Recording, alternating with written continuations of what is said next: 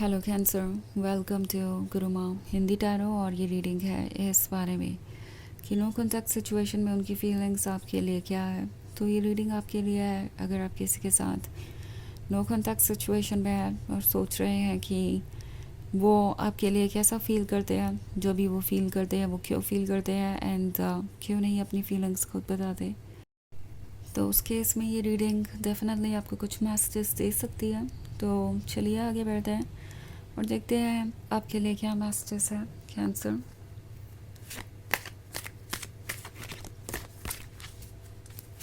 Messages for cancer.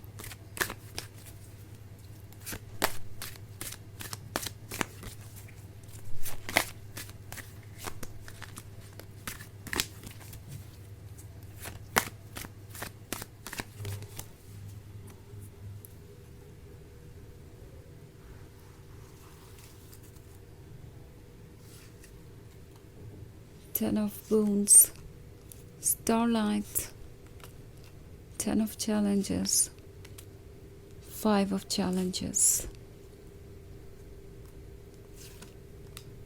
and Six of Visions। Okay, तो हमारे पास ten of challenges है। Ten of challenges के होने का मतलब है कहीं ना कहीं ये पर्सन लॉस सा महसूस कर रहा है। उन्हें समझ नहीं आ रहा कि उन्हें क्या करना चाहिए और क्या नहीं। उन्हें ऐसा लगता है कि उन्होंने इस रिलेशनशिप में रहकर एक तरीके से बहुत बड़ा रिस्क लिया। आई मीन शुरुआत में ये पर्सन नहीं जानता था कि ये इतना डीप हो जाएगा। ये रिलेशनशिप उनके लिए किसी दिन इतना इम्पोर्टेंट हो जाएगा कि इसके बिना वो खुशी नहीं महसूस कर पाएंगे, इसके बिना वो कंप्लीट नहीं महसूस कर पाएंगे, इसके बिना वो इम्टी ही रहेंगे। तो अब इन्हें लगता है कि शायद इनकी मिस्टेक थी कि उन्होंने बिना सोचे समझे इस रिलेशनशिप को आगे बढ़ाया। उन्होंने सोचा नहीं कि आगे क्या चैलेंजेस आ सकते हैं। शुरुआत में शायद ये पर्सन बस एक कैजुअल रिलेशनशिप चाहता था जहाँ पे आप दोनों साथ रहें, एक दूसरे के साथ फ्लर्ट करें, एंजॉय करें एक दूसरे का साथ, बट कोई कमिटमेंट नहीं, कोई सीरियसनेस नहीं। ये आइडिया था इनका, बट धीरे धीरे ये आपके और क्लोज आते गए। जैसे जैसे ये आपको जानते गए ये रिलेशनशिप और इंटरेस्टिंग बनता गया। और अभी नहीं लगता है कि ये कभी खुश नहीं रह सकते, कभी मूव ऑन नहीं कर पाएंगे।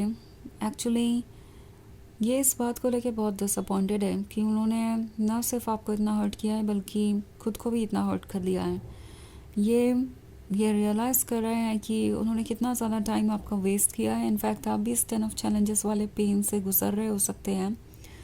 मे बी आपने बहुत ज़्यादा टाइम इन्वेस्ट किया इस रिलेशनशिप में, ने ट्रस्ट किया और अब एंड में आपको ये सब कुछ फेस करना पड़ रहा है। सो ये जो फाइव ऑफ चैलेंजेस वाला कार्ड है ये इनके अंदर चल रहे उस युद्ध के बारे में है जिसके बारे में ये किसी को नहीं बताते। ओके, ये है इनके आइडियाज़ और इनके फीलिंग्स के बीच का युद्ध। ऐसा लग रहा है जैसे इनका दिमाग इनसे कह रहा है कि नो, आगे बढ़ने का कोई मतलब नहीं, जो होना था वो हो चुका है और अब उन्हें इस आइडिया पे गिव अप कर देना चाहिए। दूसरी तरफ इनका हार्ट है जो इनसे कहता है कि उन्हें इतनी आसानी से गिव अप नहीं करना चाहिए। जब वो इतनी दूर आ ही गए हैं, इतना कुछ फेस किया ही है, तो आप भला क्यों पीछे हटे। सो बहुत सारी चीज़ें सोच रहे हैं। मीनवाइल ये जो सिक्स ऑफ विजन्स वाला कार्ड है ये इन्हें पुरानी बातें याद दिलाता है।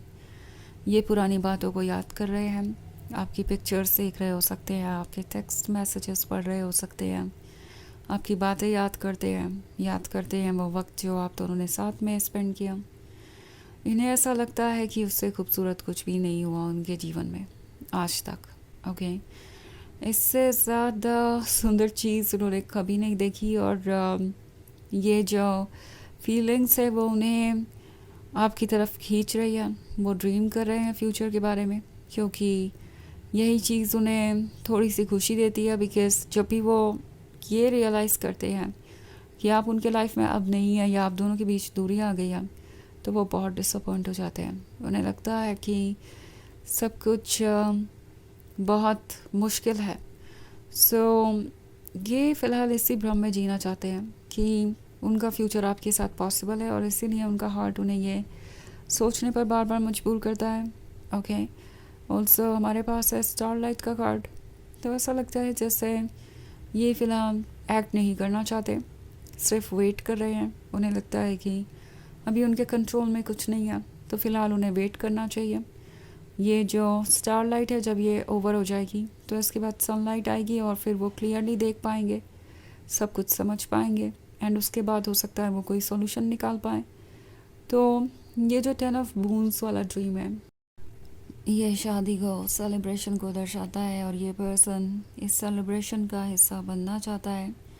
तो ये ड्रीम्स इनके लिए भी इम्पोर्टेंट है, ये इस पे गिव अप नहीं करना चाहते एंड जितने भी नेगेटिव हालात हो, जितना भी डिसहार्टेंड हो, ये जितना भी स्ट्रगल कर रहे हो, फिर भी इनका दिल इस बात को भूल नहीं पाता कि ये रिलेशनशिप उनके लिए क्या है और आप उनके लिए कितने इम्पोर्टेंट हैं। सो कहीं ना कहीं उनके दिल में ये आशा तो है ही कि कुछ तो बदलेगा और कभी ना कभी तो कुछ ऐसा होगा जो उनकी मदद करेगा इस रिलेशनशिप में आगे बढ़ने में। ओके, सो अभी भी इनके सपने वहीं पे हैं, अभी भी ये चाहते हैं कि सब कुछ वैसे ही हो जैसे कि वो इमेजिन कर रहे थे। डिफ़िकल्ट है चीज़ें, पर इनकी फीलिंग्स आपके लिए बिल्कुल भी नहीं बदली हैं। तो वैसे ये एक चैनल रीडिंग है, ये सबसे रेजोनेट नहीं करेगी, एनर्जी रिवर्स हो सकती है अगर आप क्रॉस वॉचर हैं। इसके अलावा अगर आप पिछले वीक की रीडिंग या ईयरली रीडिंग देखना चाहें 2026 की, तो उसका लिंक भी आपको डिस्क्रिप्शन बॉक्स में मिल जाएगा हमेशा की तरह। तो चलिए आगे बढ़ते हैं और देखते हैं और क्या मैसेजेस है आपके लिए। Messages for cancer, weaver of visions, the white world, strength,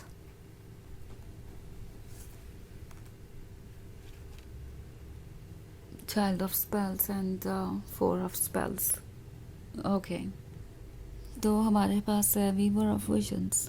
Weaver of visions के होने का मतलब है एक ऐसा सपना जो ये देख रहे हैं और उस सपने को ये गिव अप करने को तैयार नहीं है। अभी भी इनकी फैंटेसीज अलाइव है, वो आपको देखकर सोचते हैं कि आप कितने परफेक्ट हैं, आप उनके लिए ही बने हैं और ये रिलेशनशिप एक्चुअली उनके लिए एक ब्लेसिंग है। तो हो सकता है ये आपको स्टॉक भी कर रहे हो एंड द वाइट वर्ल्ड का कार्ड ये क्लियरली शो कर रहा है कि आप ही उनके लिए ये लाइट लेके आ सकते हैं। आप ही वो पर्सन है जिसे फॉलो करके, जिसका साथ दे के वो खुशियों तक पहुंच सकते हैं। सो कभी कभी ये पर्सन खुद को स्ट्रेंथ देता है, ये हिम्मत देता है कि वो आगे बढ़ सकते हैं और इस सिचुएशन को संभाल सकते हैं, बिकॉज ये सोचना भी कि ये पॉसिबल नहीं है इन्हें बहुत हर्ट करता है और ये एक्चुअली ये मानना नहीं चाहते। तो कहीं ना कहीं चाइल्ड ऑफ स्पेल्स के होने का मतलब है इन्हें ये लगता है कि अभी भी इनके ड्रीम्स ट्रू हो सकते हैं और इनके अंदर वो कैपेसिटी है। इनफैक्ट ये पर्सन जल्दी ही कोई एक्शन ले सकता है क्योंकि 4 ऑफ स्पेल्स एक जर्नी को दर्शाता है जो शुरू हो रही है, एक ब्यूटीफुल जर्नी। तो मे बी कुछ नामुमकिन सा लगता है मगर जल्दी ही वो मुमकिन हो जाएगा। ये पर्सन कोई तरीका ढूंढेगा जिससे आप दोनों एक दूसरे के क्लोज आए और आप दोनों फिर से एक नई स्टार्ट कर सके, क्योंकि ये इसके बिना नहीं रह सकते। तो चलिए देखते हैं आपके लिए ऑरेकल मैसेज क्या है।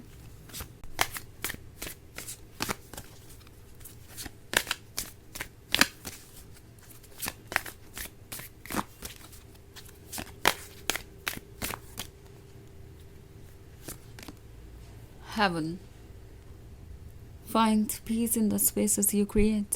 तो ये कार्ड आपसे कह रहा है कि आपको इस वक्त अपने आप को प्रोटेक्ट करने की ज़रूरत है, अपने आप को दूर रखने की ज़रूरत है उन चीज़ों से जो आपको हर्ट कर रही है और इस वक्त आपसे ज़्यादा इम्पोर्टेंट आपके लिए कोई और नहीं होना चाहिए। सो आप ड्रेन्ड हैं, टायर्ड हैं, अपना ध्यान रखिए, तभी आप फ्यूचर को वैसे बिल्ड कर पाएंगे जैसे आप बिल्ड करना चाहते हैं। ओके, तो ये है रीडिंग इस बारे में कि नो कॉन्टैक्ट सिचुएशन में उनकी फीलिंग्स आपके लिए क्या है। आई होप आपको अच्छी लगी होगी. Thanks for watching. Till next video. Bye.